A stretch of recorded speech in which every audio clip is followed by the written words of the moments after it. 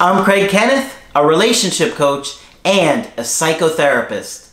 Every relationship is different and every breakup is different. Work with me and you'll get professional help on your situation.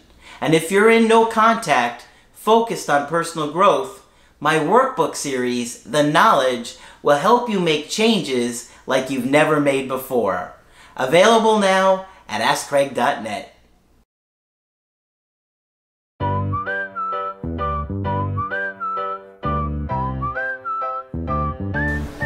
Hi there, I'm Coach Kenneth. I'm Coach Margaret. And today we're going to be talking about insecure, avoidant attachment styles. Yes, we have before, but it's so hard to understand.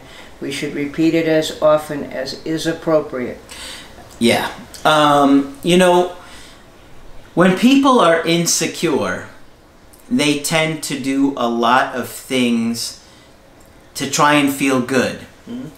They don't feel good about themselves. They don't like who they are. And so they often do a lot of things to distract themselves or make themselves feel better. Right.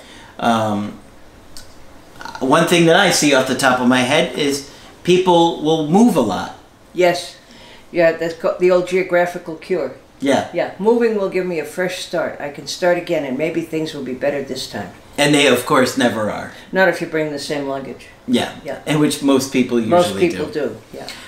But people, when they don't feel good, they try and fill that void, right? They try and make up for something that's going on inside them that they don't like. And usually it stems from those first couple of years of life. From those first couple of years of life, absolutely. So I got a good email today that I thought pointed out a lot of insecure behavior, so you might be able to spot it and understand it better when you see it from people, right? Yep. This is from an email coaching I did from a couple that was in their early 30s. Now, I asked if they had lived together and they said no. She had agreed after about 6 months of dating, but then got cold feet after a small disagreement and never would agree to move in again. She claimed she wanted her own space. And I said right off the bat, uh-oh, sounds like we got an avoidant here. I would agree. Right? Because if you're in a healthy relationship and you get into a small argument, it's not going to keep you... It shouldn't be the end of the world. ...from moving in together, right? But she probably unconsciously caused that argument just so she wouldn't have to move in with him. Right. And again, here is the dilemma of the avoidant personality. They're wired like all the rest of us and want connection and want relationship. Mm-hmm. But they've been so hurt in their early life when they decided they could no longer trust anybody to take care of them. Yeah. If you're left in a crib, wet, crying, scared, and all of the other little things that babies can be, if you're not responded to enough, eventually you give up on hoping that people are going to deliver for you. Yep. Okay. All right, let me go on. According to him, she stated, "You were a near-perfect boyfriend. You've set the bar going forward."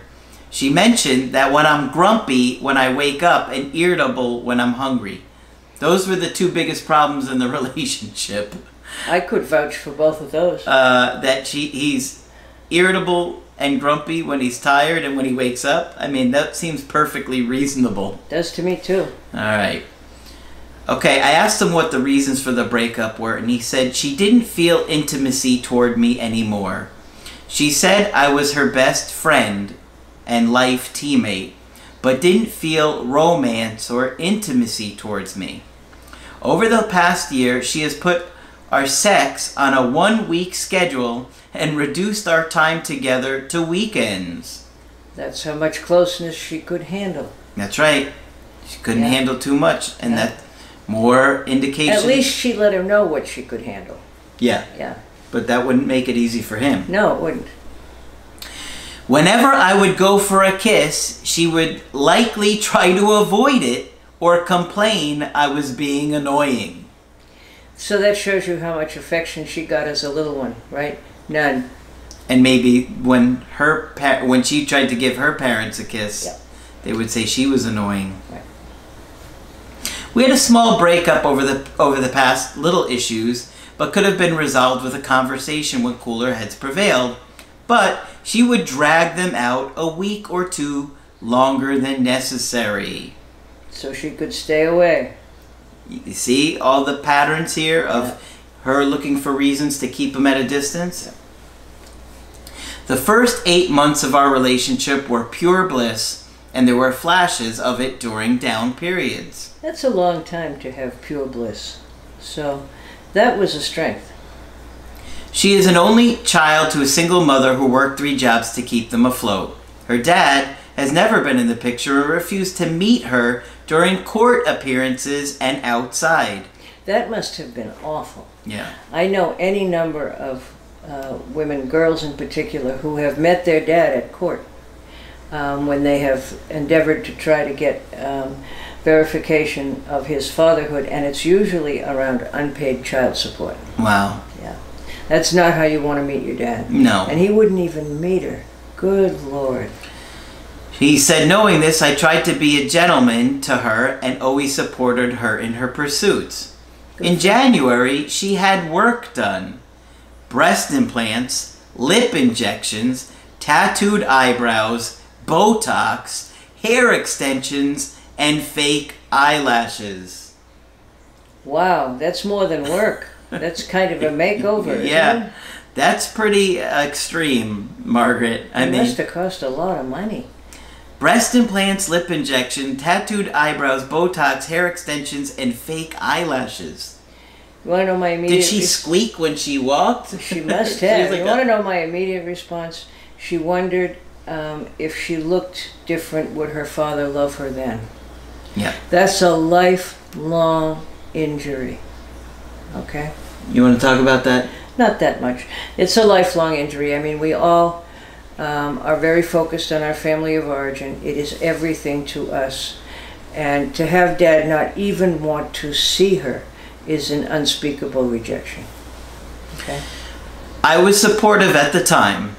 Once everything healed, she began clubbing a lot and started hanging out with a single friend that she works with and another single female. So you could see her behavior change significantly after getting all that work done. Sounds like she was not liking who she was, and so she thought that making all these changes to her appearance would make her feel better. And that getting all this attention from all these men would make her feel better, and it probably made things worse. If not, it will. Yeah. Both are heavy into clubbing and dating apps. I never brought drama around the clubbing or her new friends. I noticed my ex became increasingly focused on social media presence. She became concerned with how many likes she would receive, and she began hiding her phone a lot. Can't imagine why. Major red flags going on right there. At this point, I'd be thinking, is this woman just waiting to line somebody up, and because she probably can't be alone, Right. and then drop him as soon as she did? Yep. That would be, unfortunately, my thought as well. I brought this up during one of our breakup conversations, but she shrugged it off and changed the subject. I bet she did. It was a pretty major subject. When we first started dating, she said she had daddy issues, but I never took the time to research.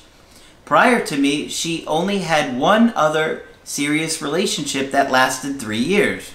Otherwise, she had a series of short-term relationships. She rarely opened up and provided any details on these.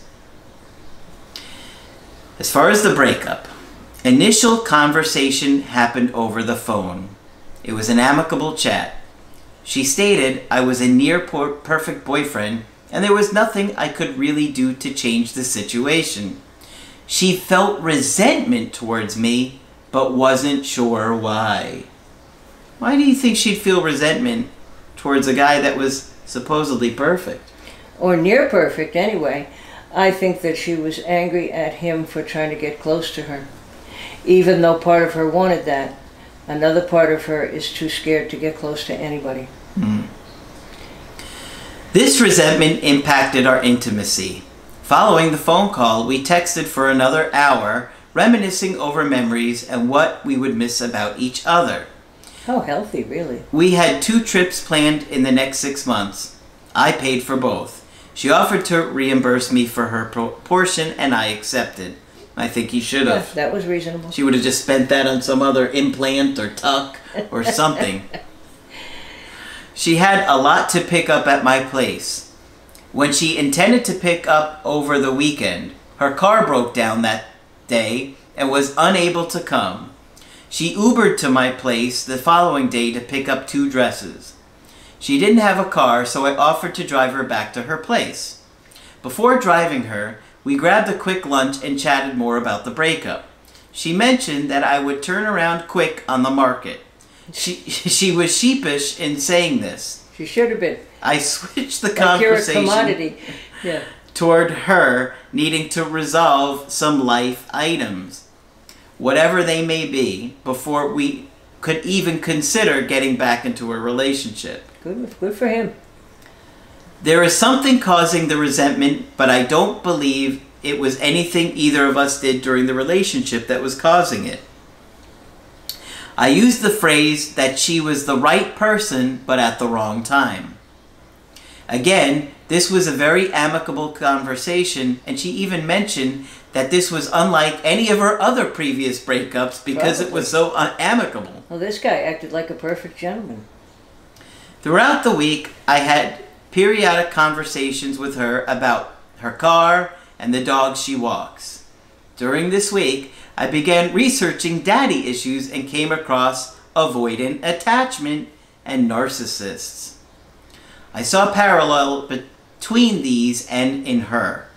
In one of our conversations, she mentioned that she needed help because the intimacy issue had plagued all of her other relationships. I'm sure it had. As well as this one.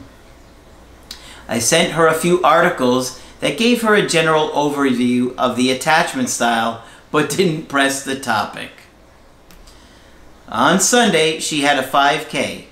I was tempted to go since she didn't have anyone supporting her, but I settled on leaving her a surprise care package at her place. How sweet of him.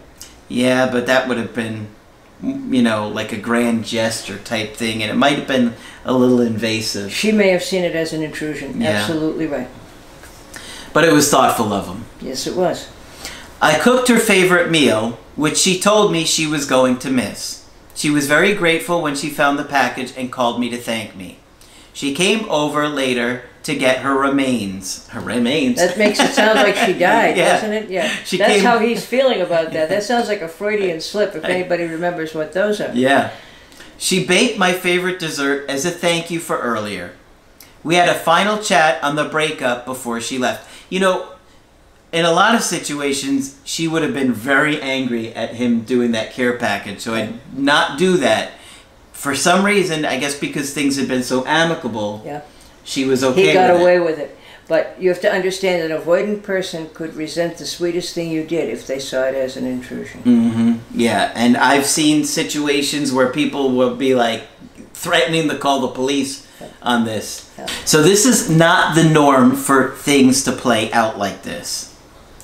She baked me my favorite dessert as a thank you for earlier. We had one final chat on the breakup before she left. The chat revolved more around the fact that she needs to get help for her daddy issues. Yes, she does. Yes, she does. I told her the issue will not resolve itself and was continued to plague her relationships, or he means to say they would. I think I even quoted Good Will Hunting a few times, which brought a couple of chuckles to both of us. The conversation was amicable. However, I did shed 2 tears.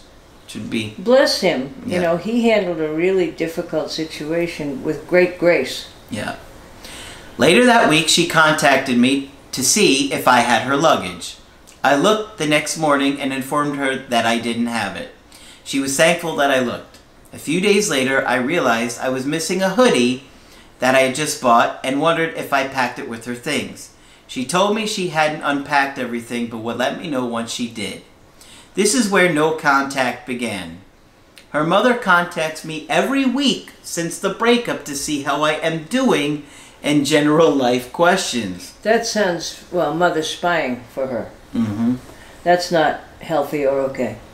My ex said she has taken it hard. I will Mother or the ex? He said, my ex said she has taken it hard. Okay. So I guess the ex is saying to him? Yeah. I don't know where. He said it just like that. I will continue no contact throughout the summer, but I am wondering your thoughts on everything. Does this situation seem salvageable? What is your suggested plan? Well, first and foremost, I think she's got to deal with these issues. Well, first and foremost, before that, he needs to stop talking with her mother. It is not mother's affair or business to see how he's doing. It sounds like a spy mission to me, and you don't want to go along with that. Yep. Okay? So say something along the lines of, I really appreciate Thank you so much, yeah. and reaching out to me, but, you know, I don't think we should continue to talk as long as, you know, she doesn't want to work things out with me. Right. It just makes it tougher for me to move on. I was just going to say, it makes it more difficult for him to move on. And he's such a caretaker guy, he may be now taking care of the mother, which is not fair. Yeah, Reasonable. he'll wind up taking, the mother-in-law will move in. Yeah, right. They're not together and anymore. he'll take care of her too. Yeah. No, he needs to get out of that. Yeah. She's obviously got a lot of hurt and issues going on with her. She certainly does. She's literally changing or trying to change every aspect about her, trying to get Dad's love. Yes, I think so. I think it all goes back to the profound rejection from Dad. Yeah. And Mother, I'm sure, did the best she could. But think about it. If Mom worked 3 jobs, she must have been all by herself for a huge amount of time. Yeah. She would go to school and see other kids who had 1 or 2 parents who were present for them. Yep. She must have been a very lonely little kid. And I don't think she's going to be able to do any kind of healthy relationship until she works through that stuff. That's right. Yep. This is a pretty serious avoidant right here. Right, and it's just so clear that it's the daddy issues. Yeah. And she told him that day 1, but he didn't know quite what to do with it. So she'll probably wind up sleeping with a lot of guys I that think she so barely too. knows. I think so too. And trying to get validation and self-worth from men that don't even care about her. Because that'll be, believe it or not, much more comfortable for her. She would rather have a series of relationships that don't mean anything than get close to someone she really cares about because she's avoidant, and that's too scary. Yeah. Meanwhile, he's going to wind up trying to take care of this woman and you know, won't move on for himself to find himself a healthy relationship because he's trying to take care of her so much. He still is. Yeah. And that's not healthy. No. When it gets to be an extreme like this, it's not healthy for him to want to take care of her. Right? So, which probably tells us he was a caretaker in his family of origin. Mm-hmm. I hope he calls back. And on some level, we just did an email coaching. Yeah. On some level, he thinks that by taking care of her, she won't abandon him. Right. And it's, in a way, a manipulation. In a way. Right? Because it's not healthy to have that kind of dynamic with a romantic partner. No. Especially, you know, when the situation is this unhealthy. Right. So you're trying to take care of her because you think that she'll stay with you if you fix her and take care of her. But you can't fix her, really, or take care of her at this point until she does some things for herself. Absolutely. But mother is symbolic of his trying to hold on to her. Yep. Yeah. So if I'm in a situation like this, I'm going to focus on why I'm trying to take care of somebody like this who's probably up to no good and may have cheated on him. Oh. You know, she was hiding the phone all the time, going out clubbing all the time. If she didn't, she was definitely going to. Right. She was on that she was verge. Absolutely on that path, yeah. She was planning to act out, to deal, another way of dealing with her pain. Yeah. And yeah, he needs to ask himself, how did he learn to take care of others like that? Yeah. And as you say, with a romantic relationship, you want, you know, 2 equals here. Absolutely. You don't want one to be a caretaker and one to be a recipient. So he should look at that. Yeah, he needs to. Yeah. And let her do what she needs to do. Yeah. And if she can get to a healthier place and realize why she's doing the things that she's doing, maybe they can find themselves spending time together again. And he said that to her. Yeah. Yeah. For us to even think about getting back, you'd have to deal with some stuff. Good. But she's pretty severe. She really is pretty severe. And the sexual acting out she's going to do is very serious acting out. I mean, she has absolutely tried to alter everything about herself. Yeah. And so, yeah, she's pretty severe. Yeah. Okay, so, of course, if you want to get our help personally, just go to my website, askcraig.net. Sign up for the coaching option that works best for you. I do email coaching and I do Skype. Margaret is here for Skype coaching. Yes, I'm available for Skype coaching. If you'd like to sign up with me, I'd be delighted to talk with you. Just click on Margaret on the top of the website to do that. Make sure you subscribe to the channel. But that's it for this video. I'm Coach Craig Kenneth. I'm Coach Margaret. And we will talk with you soon.